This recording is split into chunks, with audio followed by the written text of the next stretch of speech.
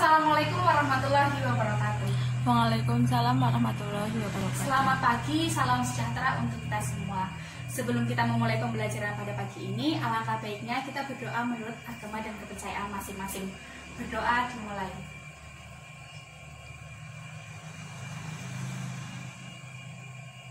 Berdoa selesai. Selamat pagi, bagaimana kabar saudara-saudara semua? Baik, Masih semangat mengikuti pembelajaran daring ya? semangat. Semoga kita selalu diberi semangat dalam menuntut ilmu walaupun masih dalam keadaan pandemi corona. Di musim pandemi corona seperti ini harusnya kita senantiasa bersyukur walaupun kita melakukan yang namanya pembelajaran jarak jauh. Hari ini siapa yang nggak masuk? Masuk semua, Bu. Masuk semua, berarti sehat semua ya. Ya. Sekarang Ibu mau bertanya, kira-kira di sini siapa yang di rumahnya punya mini kebun atau taman? Saya, Bu. Nah, Ibu mau bertanya dulu, pas mau membuat sebuah taman, kira-kira yang harus dipertimbangkan dalam membuat taman itu apa aja? Tempatnya, Bu. Nah, terus? Alat dan bahan. Terus? Cahaya. Terus? Sudah. Oh, sudah. Nah, kira-kira kenapa dalam membuat taman harus memperhatikan ketersediaan cahaya atau tempatnya? Nggak tahu, Bu. Mungkin Ibu bisa membantu menjawab ya, karena misal orang tua kalian mungkin yang membuat ya, bukan kalian, mungkin kalian hanya membantu. Nah, Ibu mau menerangkan sedikit, karena misal kita membuat sebuah taman, maka kita akan memerlukan cahaya atau asupan cahaya bagi tanaman atau bunga-bunga yang akan kita tanam. Oleh karena itu, lokasi juga sangat diperlukan, karena misal sebuah taman yang akan kita buat mungkin terlalu dekat dengan jalan atau dekat dengan pintu atau di depan pintu. Oleh karena itu harus ada yang namanya banyak pertimbangan untuk membangun sebuah taman. Nah, hal tersebut masih ada kaitannya dengan materi yang akan kita pelajari pada hari ini. Hari ini kita akan mempelajari tentang analisis mengenai dampak lingkungan atau yang biasa kita singkat dengan AMDAL dalam pembangunan. Sebelum kita memasuki materi yang akan kita pelajari pada hari ini, Ibu akan menyampaikan tujuan dan cakupan materi yang akan kita pelajari. Tujuan yang pertama yaitu saudara akan dapat mengetahui apa sebenarnya AMDAL beserta tujuannya. Kemudian yang kedua yaitu ada fungsi AMDAL, dan yang ketiga ada prosedur AMDAL. Untuk cakupan materi yang akan kita pelajari pada hari ini yaitu yang pertama ada pengertian dari AMDAL, yang kedua ada tujuan dari AMDAL, yang ketiga fungsi AMDAL yang dimana di dalamnya ada manfaat dari AMDAL, dan yang keempat ada prosedur dilakukannya AMDAL. Jadi AMDAL atau biasa kita sebut dengan analisis mengenai dampak lingkungan adalah suatu kajian mengenai dampak besar dan penting suatu usaha atau kegiatan yang sudah direncanakan pada lingkungan hidup, kemudian yang nantinya akan diperlukan bagi proses pengambilan keputusan tentang penyelenggaraan usaha dan kegiatan yang ada di Indonesia. Tujuan dari AMDAL adalah menjaga dan meningkatkan kualitas hidup serta menekan pencemaran sehingga dampak yang ditimbulkan menjadi serendah mungkin. Namun mungkin kita berpikir bahwa Indonesia merupakan negara yang sangat kaya, seperti yang sudah kita pelajari minggu lalu tentang sumber daya alam. Kita mungkin bisa memanfaatkan sumber daya alam sepuas kita. Namun bagaimana jika semuanya tiba-tiba habis karena kerakusan kita atau keegoisan kita? Sehingga anak cucu kita nanti tidak bisa menikmati sumber daya alam di Indonesia yang sangat kaya ini. Oleh karena itu perlu adanya AMDAL dalam membangun atau mengeksploitasi atau bukan mengeksploitasi, namun memanfaatkan sumber daya alam atau lingkungan hidup yang ada di Indonesia. Untuk lebih memahaminya, Ibu akan mencontohkan seperti yang namanya pembangunan jalan. Kita harus ada yang namanya analisis dampak lingkungan untuk pembangunan jalan, contohnya flyover. Karena untuk membangun sebuah jalan, hal yang pertama kali diperlukan adalah lahan. Mungkin saudara berpikir bahwa, Bu, kalau pembangunan flyover kan berarti lahannya sedikit. Kan itu tujuannya untuk mengurai kemacetan karena tingginya kendaraan yang melaju di daerah tersebut. Sebagai contoh, pembangunan flyover yang ada di Jakarta tidak melakukan kajian AMDAL, sehingga menyebabkan macet yang parah yang menyebabkan lalu lintas menjadi tersendat. Ibu akan menampilkan video contoh dari pembangunan flyover yang ada di Jakarta dan tidak melakukan kajian AMDAL. Kota disebut Gubernur Anies Baswedan belum mengantongi analisis dampak lingkungan lalu lintas atau AMDAL-Lalin. Akibatnya proyek-proyek yang sedang berjalan tersebut saat ini membuat kemacetan ekstrim di beberapa titik di wilayah DKI Jakarta. Cerita kemacetan di ibu kota seolah tak ada habisnya. Dari tak seimbangnya rasio jumlah kendaraan dan jalan hingga kemacetan parah yang disebabkan banyaknya proyek infrastruktur. Menurut Gubernur DKI Jakarta Anies Baswedan, pengerjaan proyek infrastruktur di Jakarta seperti light rail transit, jalan layang, dan underpass ternyata belum mengantongi analisis mengenai dampak lingkungan lalu lintas atau AMDAL-Lalin.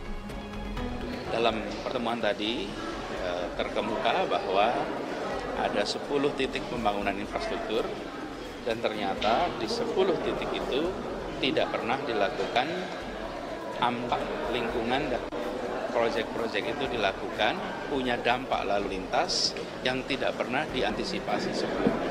Sekarang sedang kita alami di lapangan adalah bapak-bapak ibu petugas dari kepolisian dan petugas dari Dishub kita semuanya mengalami kerumitan. Ini sesuatu yang tidak bisa ditolerir lagi. Kesimpulan ini didapat Anies dari hasil rapat koordinasi dengan Dirlantas Polda Metro Jaya di Balai Kota Rabu kemarin. Sedikitnya, ada 10 titik proyek pembangunan infrastruktur Jakarta yang disebutkan tidak memiliki AMDAL lalu lintas.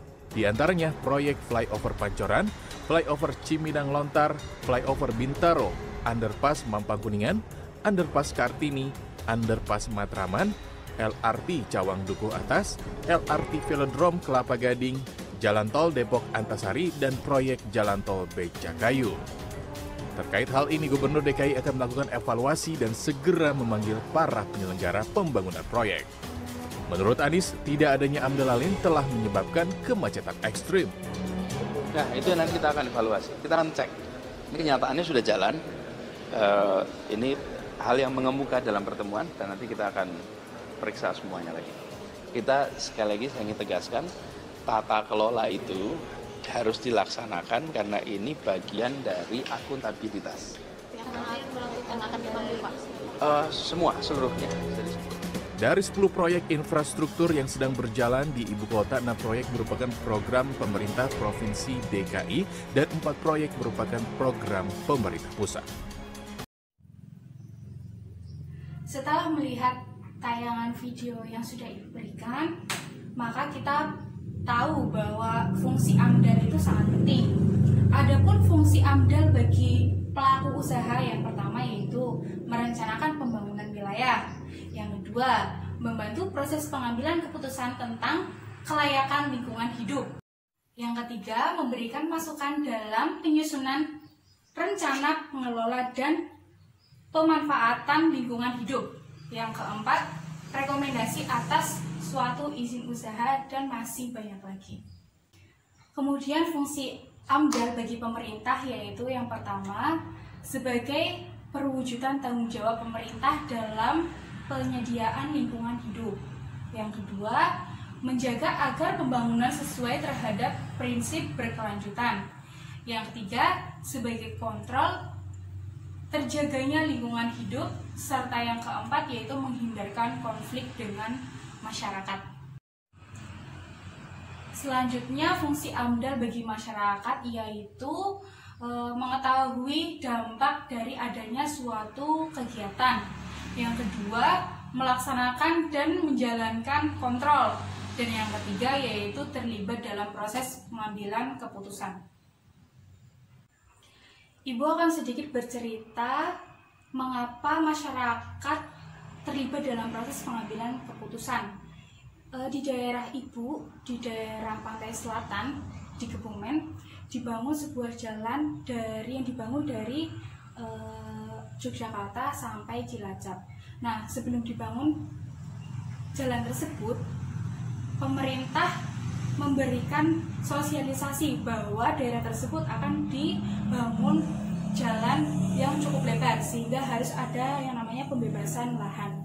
Nah, dalam pembebasan lahan tersebut, masyarakat harus menandatangani sebuah perjanjian bahwa tanahnya akan dibeli dengan biaya kompensasi yang cukup besar. Pembangunan jalan tersebut tidak terlepas dari pro dan kontra, yang walaupun pada akhirnya masyarakat tetap setuju bahwa daerah tersebut akan dibangun jalan yang menghubungkan beberapa kota atau kabupaten di Jawa Tengah. Namun, di sisi lain, walaupun adanya kontra dari masyarakat, namun pembangunan jalan tersebut memberikan keuntungan.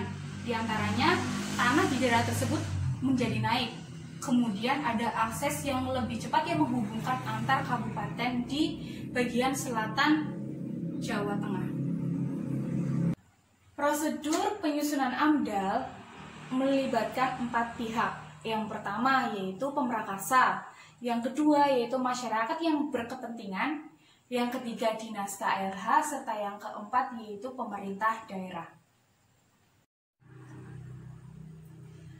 Dalam prosedur AMDAL meliputi berbagai tahapan. Yang pertama yaitu proses penapisan atau screening wajib AMDAL. Kemudian yang kedua yaitu proses pengumuman dan konsultasi masyarakat. Yang ketiga yaitu penyertaan dan penilaian K-ANDAL. Sedangkan yang keempat yaitu penyusunan dan penilaian ANDAL, RKL, RPL proses penapisan atau nantinya akan wajib menyusun AMDAL atau tidak. Cukup sekian pembelajaran hari ini. Bagaimana materinya? Gampang kan?